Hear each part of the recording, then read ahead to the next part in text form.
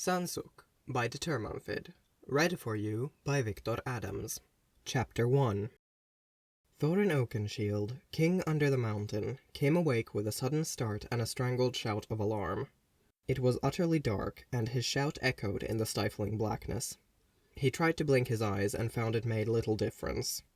"Peace, child of Durin," said a voice, and he gritted his teeth. "What is this place?" he asked, and the voice chuckled. Where was the hobbit? Where was the frozen lake? Last he recalled, he had been bleeding to death at the edges of the silent battlefield. His madness had passed, but it had exacted too high a price. His family was spent and gone, his nephews cold and stiffened in death and rent with many wounds. Their soft-handed and great-hearted burglar had forgiven him, even as he wept over Thorin's broken body. He did not deserve such forgiveness. "You have come to a place of rest, Thorin, son of Thrain," said the voice, and Thorin blinked furiously, trying to make out the voice's owner in the gloom. His excellent dwarven dark vision did not seem to be working, and he began to push himself up onto his elbows. He was unclad, and his skin shivered and prickled in the icy darkness. "Explain," he snarled, "and show yourself." "Patience," the voice chided. It did not sound angry at Thorin's disrespect. Rather, it sounded fond, even fatherly. "Do calm yourself. Your sight will return." "Where am I?" "As I said, you are come to a place of rest. Here you may finally find peace." "Peace? There shall be no peace in me until I have your answer," Thorin growled. He was tiring of these riddles. "Speak plainly. Where am I? I was lost upon the withered heath before the gates of Erebor. Have you moved me? What have you done to steal the light from my eyes?" "Perhaps I erred when I made you so hasty," mused the voice. "I say again, calm yourself. I will not repeat it another time. 3 times is quite enough. And you are old enough to think better of asking such foolish questions. Unlike your chattering nephews. However did you manage to control that temper of yours? They are nearly as curious as hobbits, and that is no understatement." "There is a trick to it," Thorin said, as a strange and horrible suspicion began to dawn. "You listen for the words they do not say. Those are the important ones." "Ah, naturally." Thorin steeled himself, and then asked, "Am I dead?" There was a pause, and then the voice said, not unkindly, "Yes." His ribs clenched tightly around his heart, and Thorin's head dropped against his chest as he murmured, "I am in the halls of my forefathers." "Yes." Thorin squeezed his eyes shut. Of course, they couldn't possibly be his eyes, not really. This was not his hand, clenched into a shaking fist by his side. The heart-hammering fit to break his chest apart was not his own. This was a body remade, renewed and purged of all its mortal flaws and weaknesses. No wonder he could not see. His eyes had never been used before.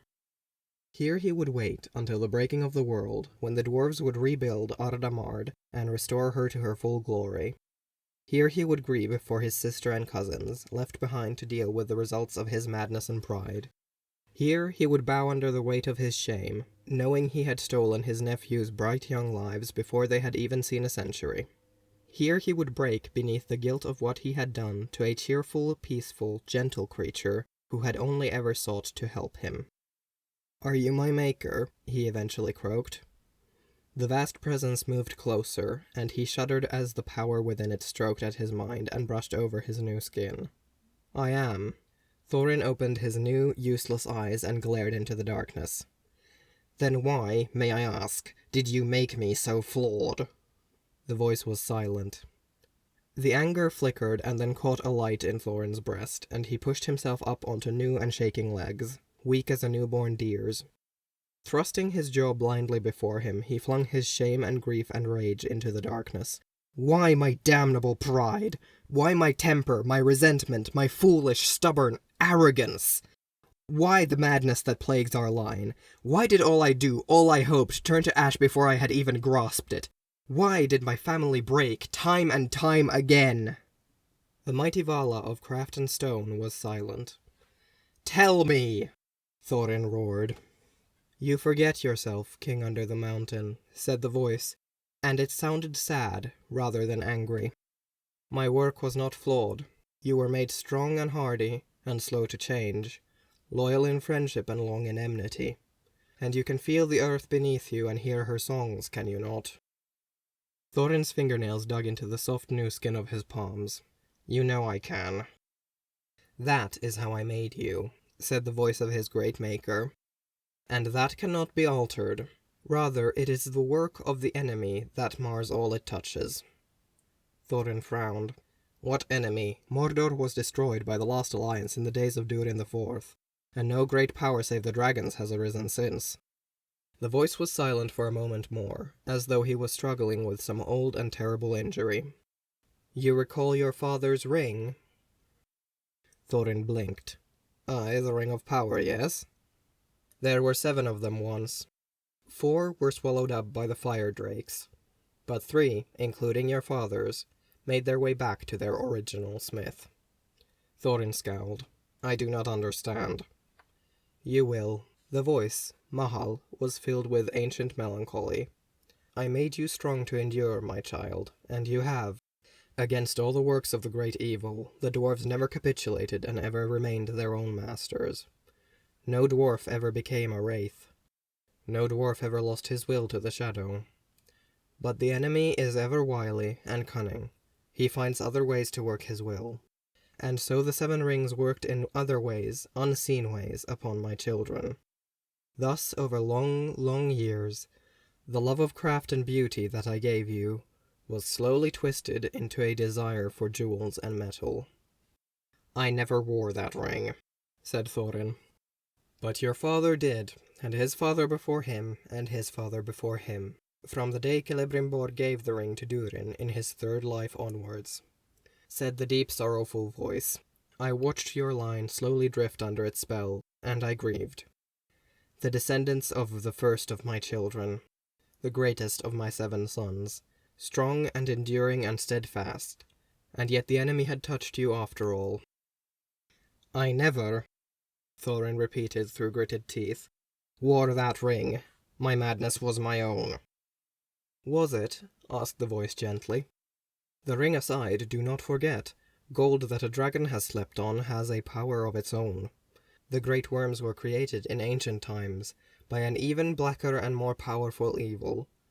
They were made to be the downfall of the dwarves, and so they remain your greatest challenge. Thorin was silent for a moment, and then he raised his head slightly. My father's ring was but a ring, and the dragon but a dragon. Why then did I lose myself at the very moment I should have been strongest? Mahal sighed. These are secrets long hidden, soon to come to light. You will understand soon enough. Let go of your anger and shame, Thorin, son of Thrain. There are many here who love you. Thorin's throat snapped closed, and his teeth ground together almost painfully. Will you not explain? It is too close to me, my son, said Mahal, and the fatherly powerful voice moved away into the crushing darkness. Sorrow echoed in the stones as he spoke. One who was dear to me betrayed me utterly, and all his works are now turned to darkness and deceit. I cannot speak of it. A flash of insight came to him, and Thorin said aloud, The one who made the 7? Aye, said Mahal, and his soft laughter trembled in the air like distant rumbling thunder. Thank Eru I made you sharp. Put aside all your self-recrimination. It has no place here. Your sickness was not of your choice, nor even of my design. It is done now. It will never be done, Thorin said coldly, even as his insides twisted and twisted again. Not until I have made my amends. What use are amends in the house of the dead? Greet your loved ones and wait for the renewal of all things. Your travels and hardships are done, and your homeland restored. You died well, my child. I lived less well, and amends are not of use, Thorin spat. That is not the point of them. True, Mahal laughed again. Very true. The mighty Vala fell quiet for a moment in thought, and Thorin breathed harshly with the force of his anger. Then Mahal spoke, and his voice shook with power. Very well then, for the love I bear you and the woe the shadow has wrought you, I shall give you the means to make your amends. Thorin's heart leapt into his throat. A strange blossoming warmth began to suffuse Thorin's chest, filling him with fire unquenchable as Mahal continued to speak. All my children may see their kin and friends yet surviving in the land of the mortals beyond the mists. I will give you the power to reach them. Reach them? Thorin took one blind step forwards, a hand pressed to where that strange fire burned above his hammering heart. You mean I may speak to them? Truly? No, that you may not. I cannot take back the gift of Ilúvatar once given. You may not pass through the mists to touch the living. Not even to beg their forgiveness? Thorin asked with a certain sinking hopelessness, knowing the answer already. A huge hard hand, gnarled with work, gently laid itself on Thorin's shoulder, and he shuddered uncontrollably at the sensation. His maker's hand, such power and such love in that touch. I am sorry you cannot let go of your grief, my child. You also made me stubborn, if you'll recall, Thorin retorted to cover his trembling awe, and Mahal's smile could be felt in the silent thunder of the air. Aye, that I did. The hand let go, and Thorin swayed slightly, drunk with wonderment and sorrow and dread. But, the Lord of Craft and Stone added, you will be able to reach their deepest mind, the mind beneath the waking thoughts, the subconscious flow of their selves. That you may touch.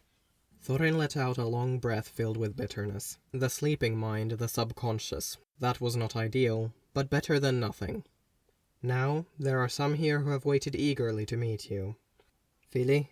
Kili? The shame was a noose around his throat, and Thorin's new-made eyes smarted with sudden unshed tears. Amongst others who have waited far longer, said the Vala. Be well, Thorin Oakenshield, king under the mountain. I will meet you again. And then the overwhelming sense of his presence was gone. The darkness pressed in on him, and Thorin took another hesitant step forward. There was good stone beneath his bare feet, and the slap of his soles against it echoed through the nothingness. Fili? He tried. Kili?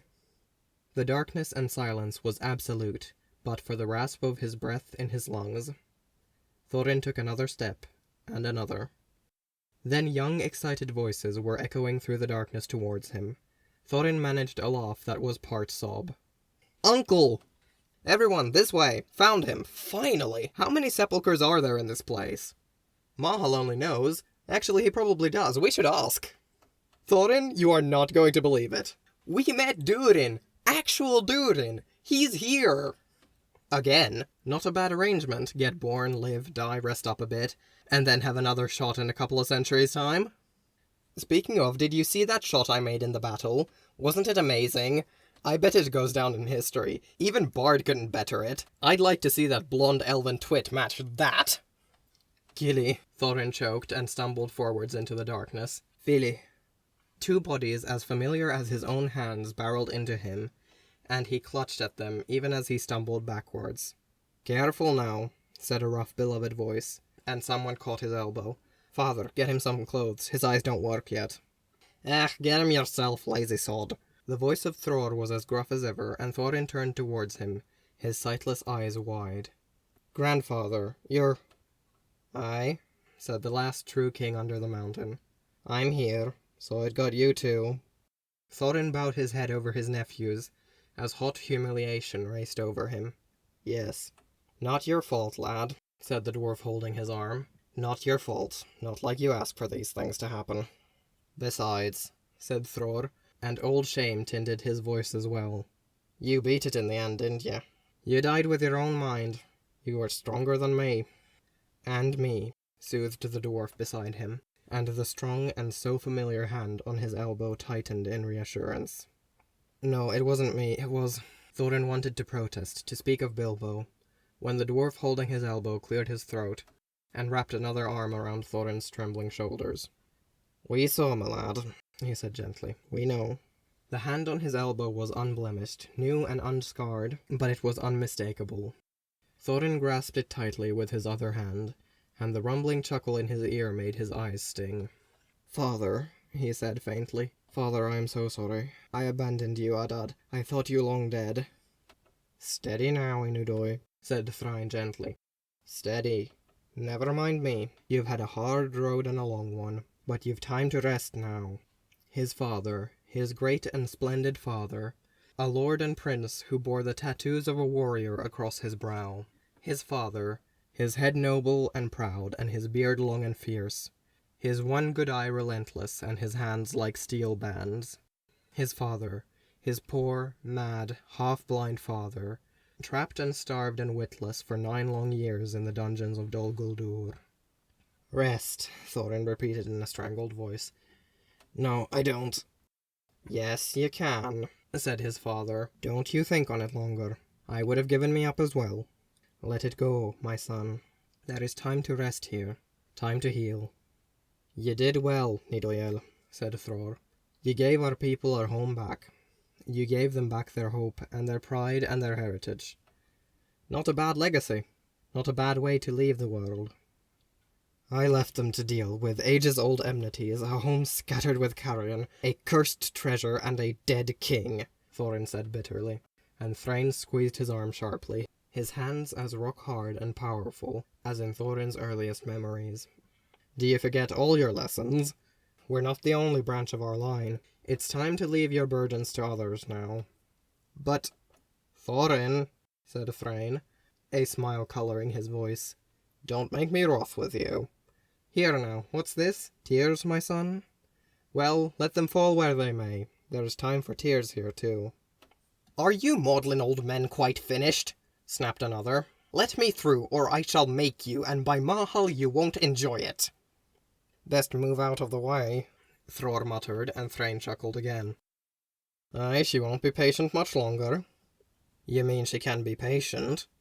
"Don't insult my wife, you old coot." "Stop nattering, you pair, and move. Oh, look at you," murmured a new voice, a soft feminine voice, and Keely yelped as he was pried from Thorin's grasp. "So much older, so much harder. Oh, my handsome lad, my brave, brave boy." Thorin couldn't hold the cry that left him at the feel of the hand that came to rest on his face. The smell that enveloped him was as real and warm as the hand, and his whole soul cried out at it. The sweetness of the oils she used for her hair and beard, the sharp tang of copper and wood smoke from her forge, the warm living scent of her skin. "Mother," he said, and he knew he was weeping openly. She wrapped him tightly in her embrace and carded her hand through his hair. "I'm very proud of you, my Thorin," she said in her low, strong voice, and he pressed into her hand as she held him close. "So very proud of you."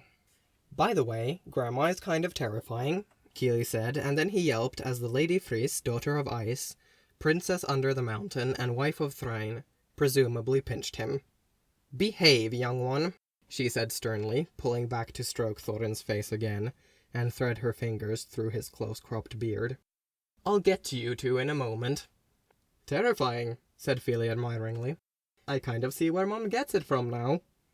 "Our grumpy little Dís, a mother," said a young laughing voice, a voice that rang like bells. "Let Middle-earth tremble."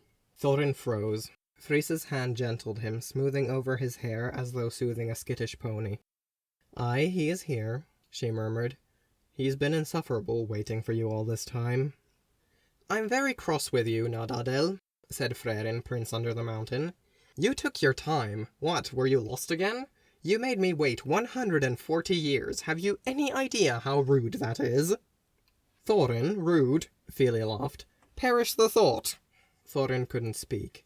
His mother's hand was on his face, his nephews clinging to his arms. His father was practically holding him up, his grandfather was patting his shoulder, and his brother's arm was carelessly slung around him. "Frerin, Frerin." "You're blubbing," said Frerin with a tender sort of mischievousness. "My perfect big brother, blubbing. Like a big mopey elf. Did you mess up your hair? Did somebody break a twig?" "Shut up," Thorin croaked, and Frerin threw back his head and laughed his silver laugh. And oh, Thorin had missed him. Missed him so much.